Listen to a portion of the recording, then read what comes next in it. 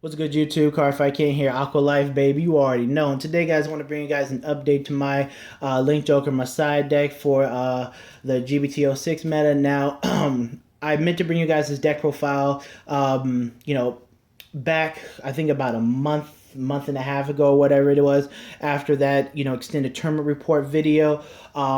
I'm sorry I'm late with this profile, but I was, I was dealing with an issue I was having with the G Zone, not the main deck, but the G Zone really, and how it related to the main deck. But I'm going to cover that when we get to the G Zone. The G Zone is what I'm going to talk about more extensively throughout this deck profile. And I do have your deck profile requests written down in my logbook and whatnot, and I'm going to be getting to those. But this one was just something that, I've been meaning to do for a long time now, and I've just put this on the back burners for too long now, and I really wanted to just get this one out to you guys. So, without further ado, let's get started.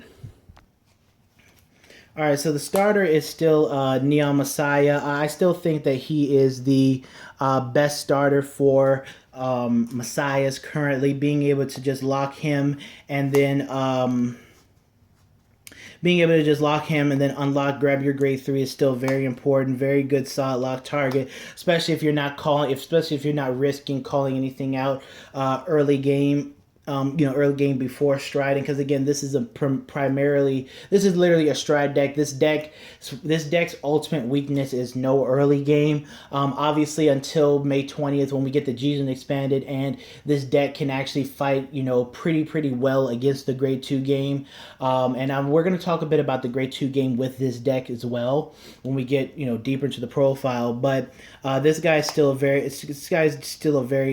very good starter for it. Gets you your backbone. Like I said, Alter Ego is the backbone for this deck. You want to be on Alter Ego, a majority of the time in this deck. He's what runs this deck. So, getting to your boss card for this deck is key, and which is why we want to run him and have a way to get him to our hand.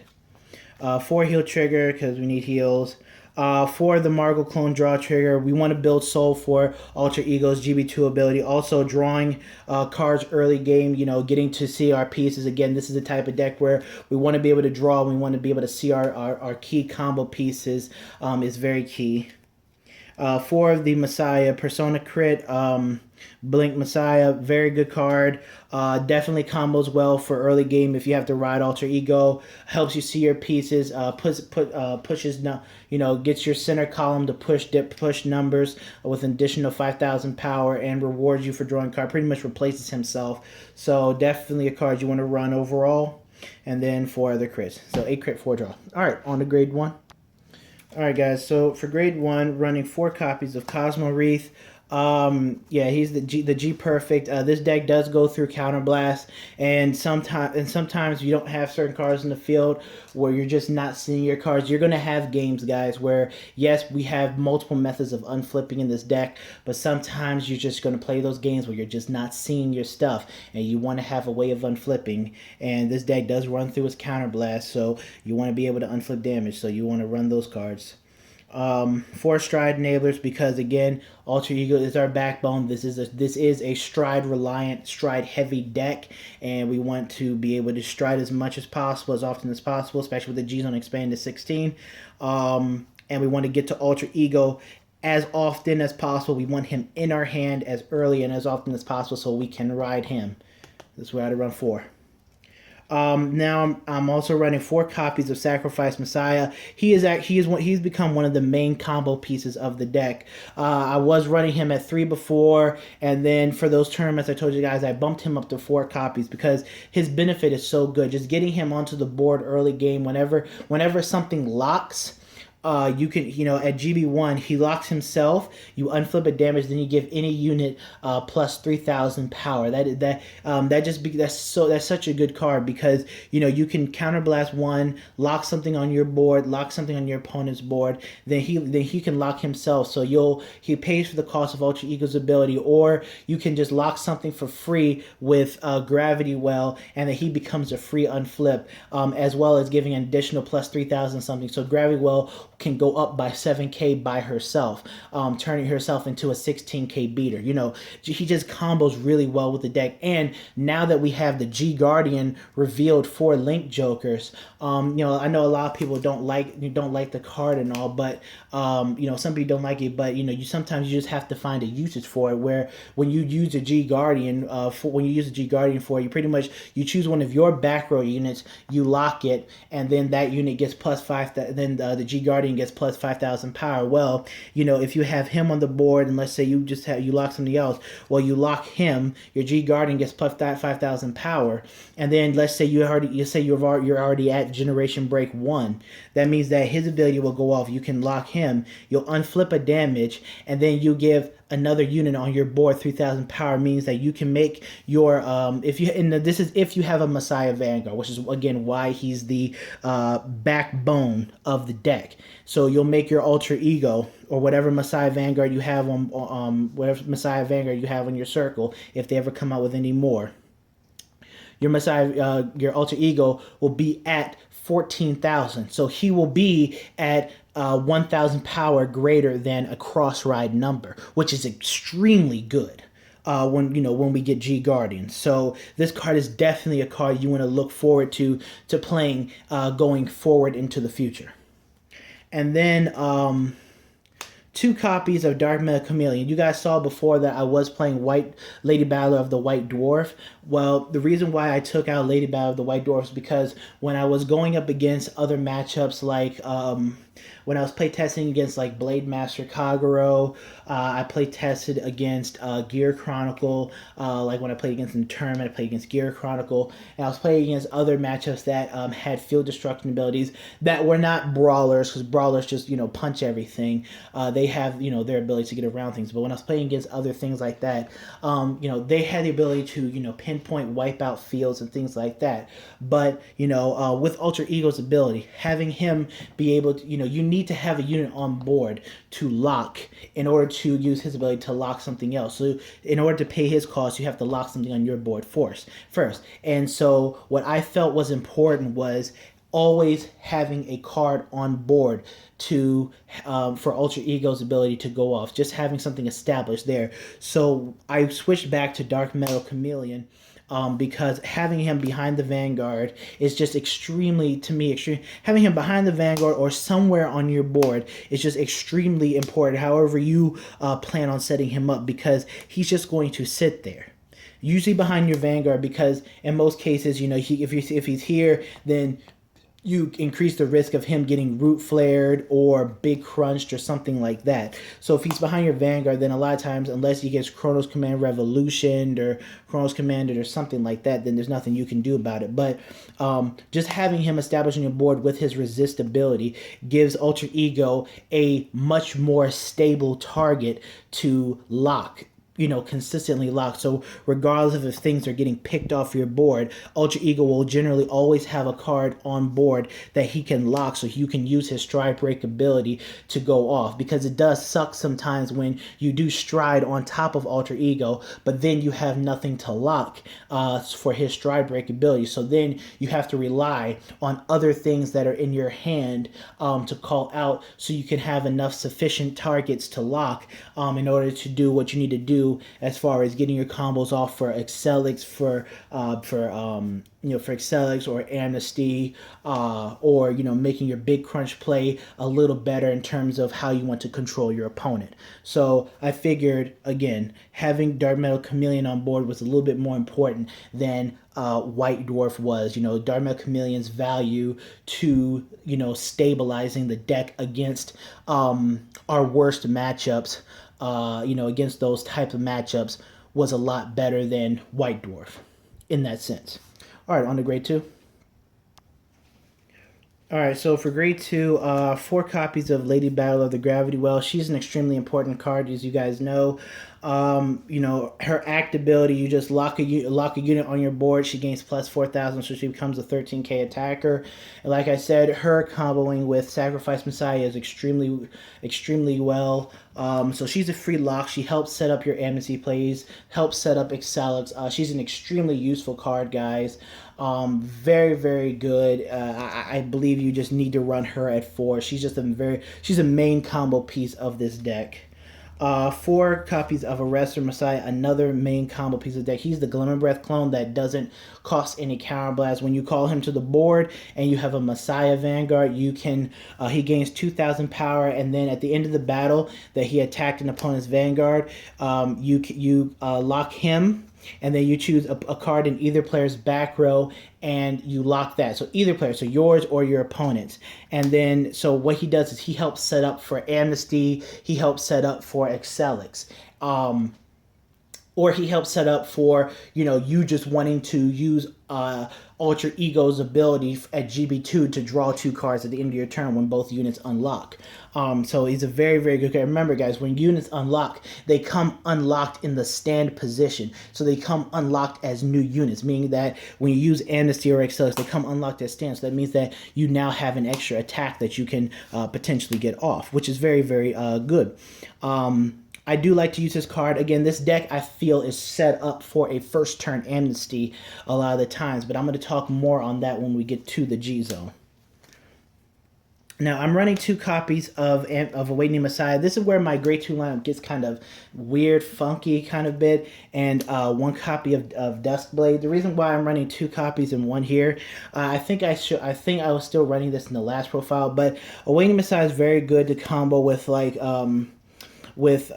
Gravity Well, because when you unlock it with Amnesty or Excelix, you can like attack with her first, then unlock it, then his ability will restand Gravity Well with plus 2,000, or restand anything with an additional plus 2,000.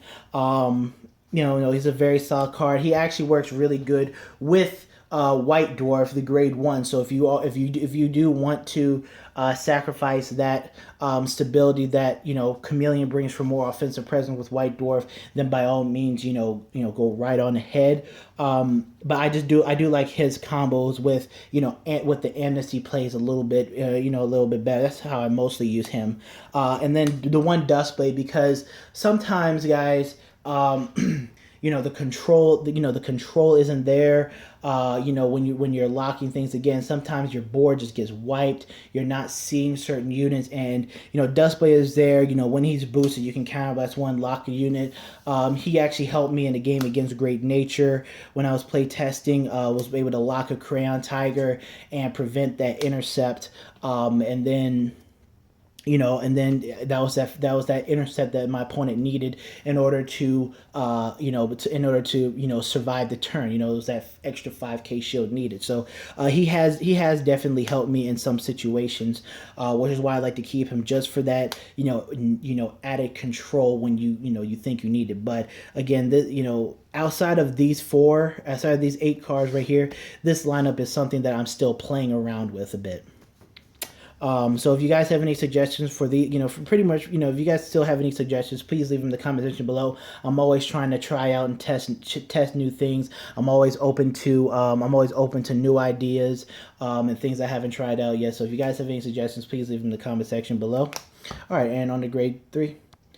All right, guys. Now for Grade 3, I am running 2 copies of Lady Gunner, the Neutron Star. I did reduce her to 2 copies. I told you guys in the last profile, I hate riding her.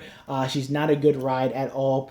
She's just really not a good ride. She's a great rear guard. When you call her to the rear guard at GB1, you can lock one of your own and then lock one of your opponent's rear guards for free. Her 11k on the rear guard circle is still very important, especially on the Excelix plays, or like on Excelix plays or with Sacrifice Messiah. Her having a nice 7k booster behind her means that when you use Sacrifice's ability, to unlock and give something 3K, giving her 3K, or just giving her 3K from the draw trigger, will put her at 14. So the 14 and 7 will make a 21K column. So her having 11K on the rearguard circle will make, and giving that extra 3K from either the draw trigger or sacrifice will make a nice 15K block on an 11K Vanguard. So that's very, very solid for that. Otherwise, she's a good rearguard to have, but not something that you want to rush. You're not an ideal rocker. Now, I do have 2 copies of Freeze Ray Dragon.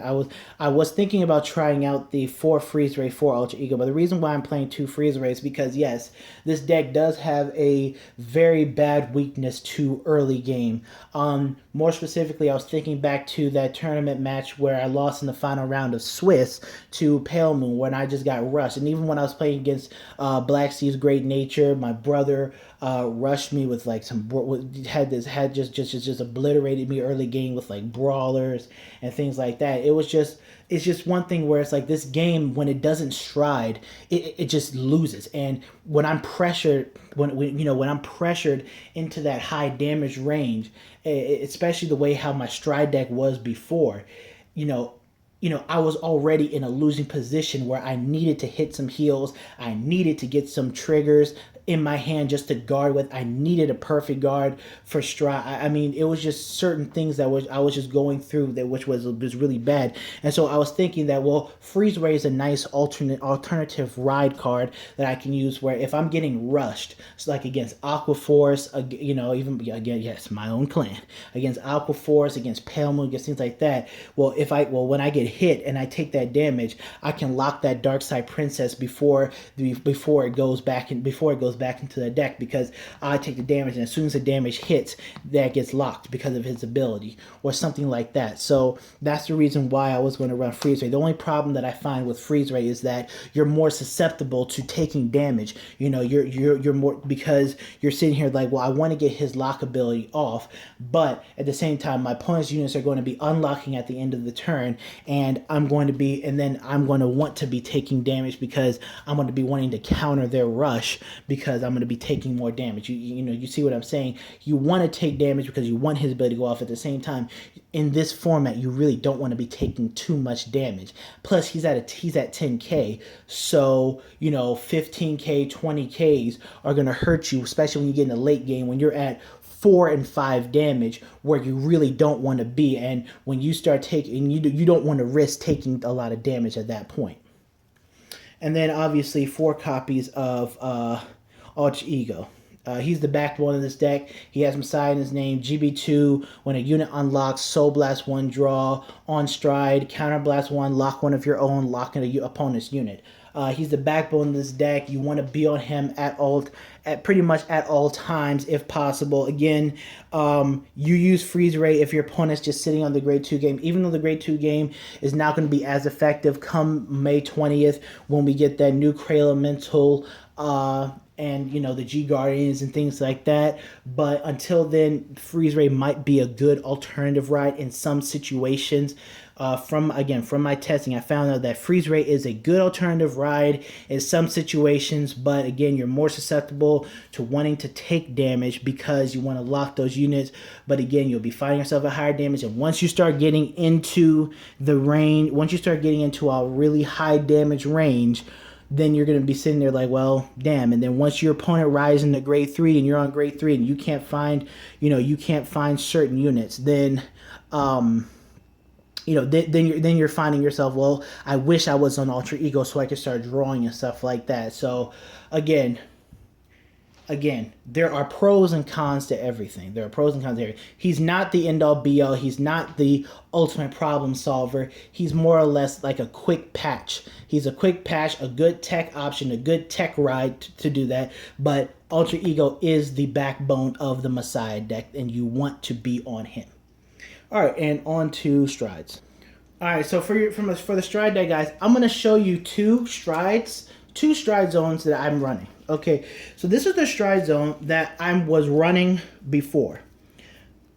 I was running 3 copies of Ultra Ego, or not Ultra, excuse me, 3 copies of Amnesty Messiah, You counterblast when you attack. Counterblast one on choose as many units as you want to unlock, and if you unlock three, for each unit that you unlock, he gains 3,000 power, and if you unlock three, he gets an extra crit. We know what he does.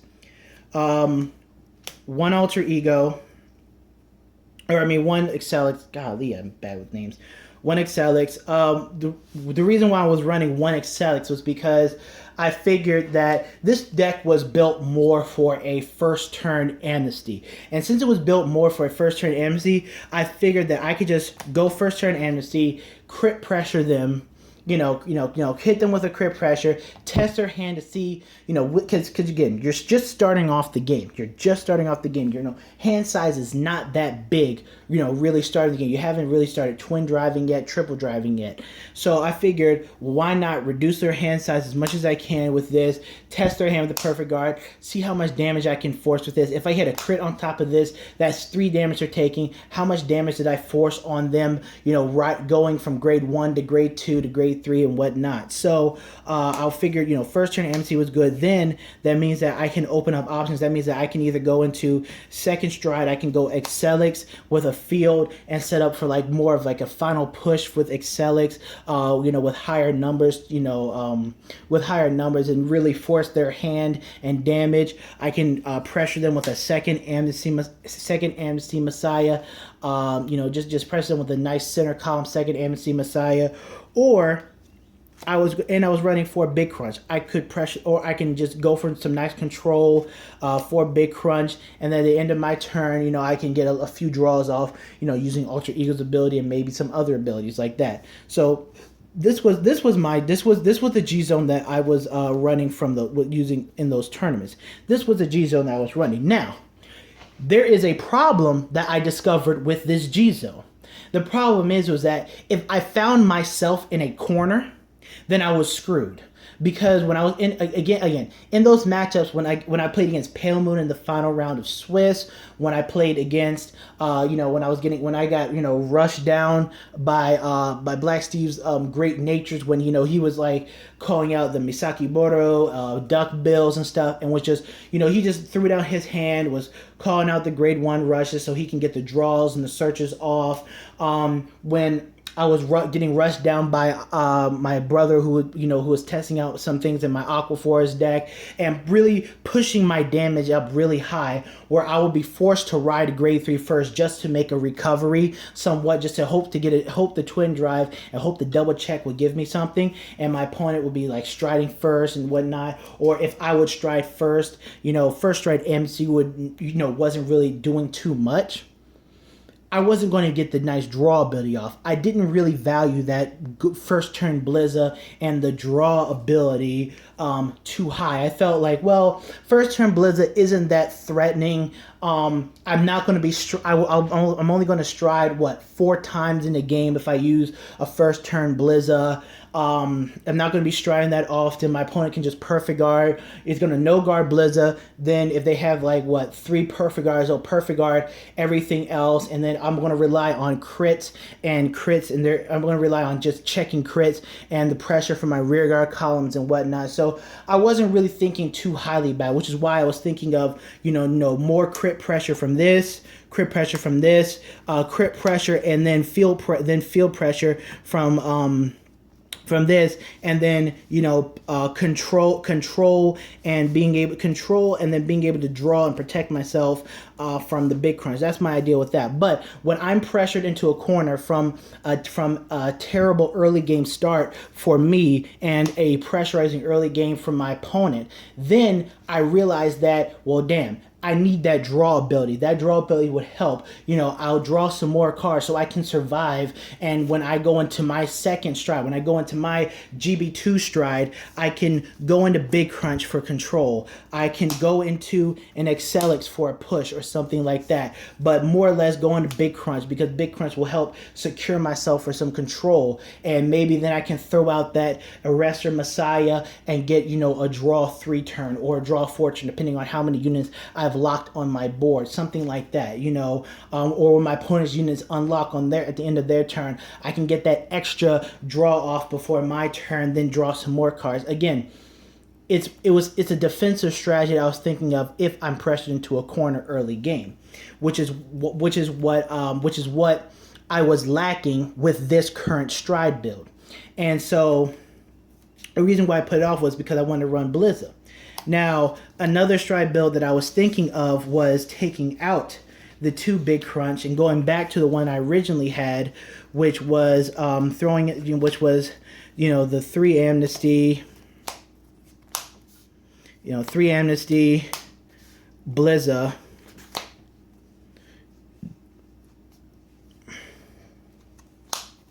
was the 3 amnesty, Blizza, 2 Excelix, and 2 crunch.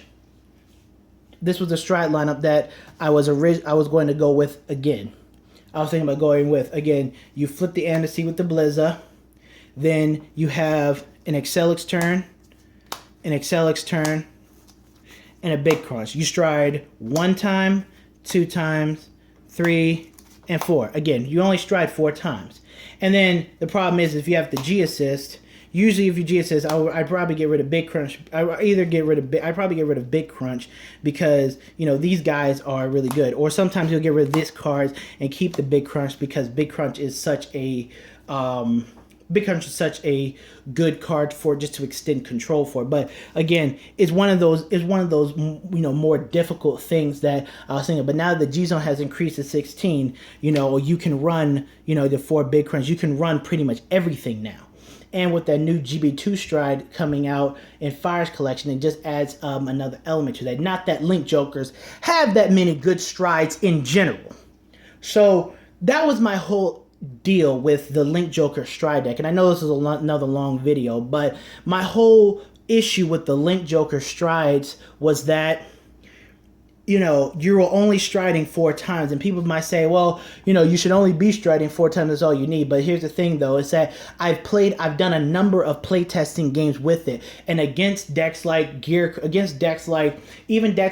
Chronicles, decks like Great Nature, Gear Chronicles, some decks like Tachikaze's and things like that. If people are seeing their perfect guards, decks that Legion do things like that can see certain things, that are able to block your Excelix turns, or no guard this and you don't check a crit, no guard this, who cares, it's a first turn Blizza, no guard this, don't check a crit, perfect guard perfect guard these two turns, whatever it is.